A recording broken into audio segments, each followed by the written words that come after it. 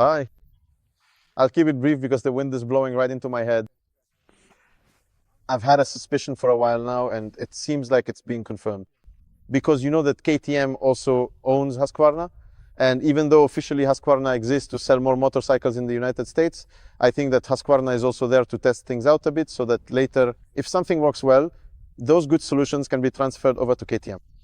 Because the Husqvarna 701, which in theory is almost the same motorcycle, didn't impress me at all. In fact, I actually didn't like it because I had very good memories of the KTM 690 SMC-R and Enduro R from a few years ago. In my opinion, that motorcycle got worse, and I was convinced that it was the end for it. And here's the surprise. They decided to return to the concept of a single-cylinder engine. They're going to keep producing it, and these are the products we have now.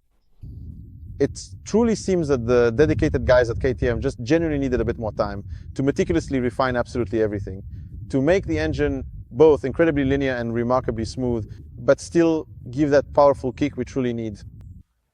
This motorcycle should excite me the most. And honestly, on the street, this machine handles corners so well, it's almost unbelievable. It's a good thing the speedometers are so small, because you only glance at them from time to time and you're shocked at the speed you're taking through the corners. Is that a good thing on the road? Well, you can answer that question for yourselves. The problem is that when we went to the track, it quickly turned out that the brakes could have been a bit better. The tires seemed fine, but they didn't really give me a sense of confidence because they would let go in a rather unpredictable way. Everything seems okay, everything seems cool, but on the track, personally, I would change something here, and I'll describe it in the magazine, because right now, there's no time. On the other hand, the 690 Enduro R, this motorcycle just can't disappoint. You should know that I once had one for a long-term test, and I considered it one of the best motorcycles ever. If someone asked me what motorcycle I wanted, right? If I could only have one motorcycle in my life, I always said the Enduro R, because it's actually really fast on asphalt. We didn't ride today, but maybe I'll dig up a video where I was chasing a GSX-R 1000 on the road around the roundabout, and it was possible to do it. When you take this off-road, it's comfortable enough. At the same time, it has that enduro riding position, so you don't have the problem you get with those adventure bikes where you can't move forward. Here, you can still move around like on an enduro bike, but thanks to the large engine capacity, you can really, really go far. I'm out of breath. I know these bikes have their weight, and every enduro rider will say this motorcycle is too heavy for off-road riding, but that's not entirely true.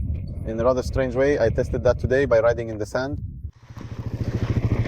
Interestingly enough, it's quite fascinating to consider and truly remarkable.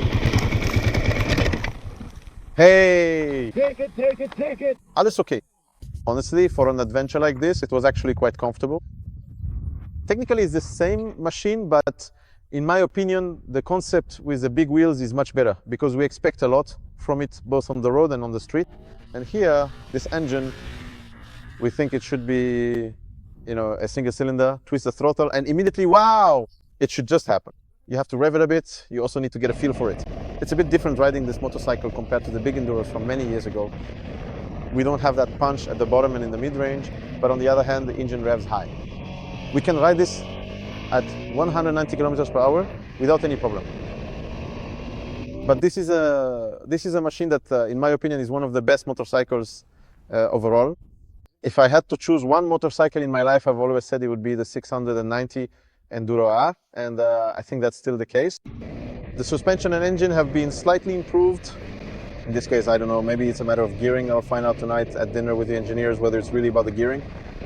Somehow it just feels stronger in the mid-range. Or maybe it's simply that when we're riding off-road, we're going at a slightly lower average speed and always have more power in reserve at the throttle.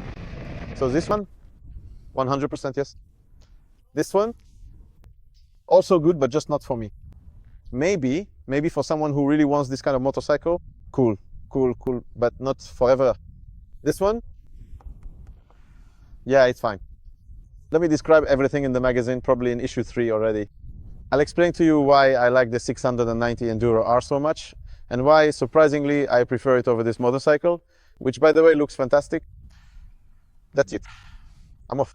To rest, thank you very much. There will be more videos, both on Simpson Gas, and I posted something on Instagram, so you can follow those channels. Take care.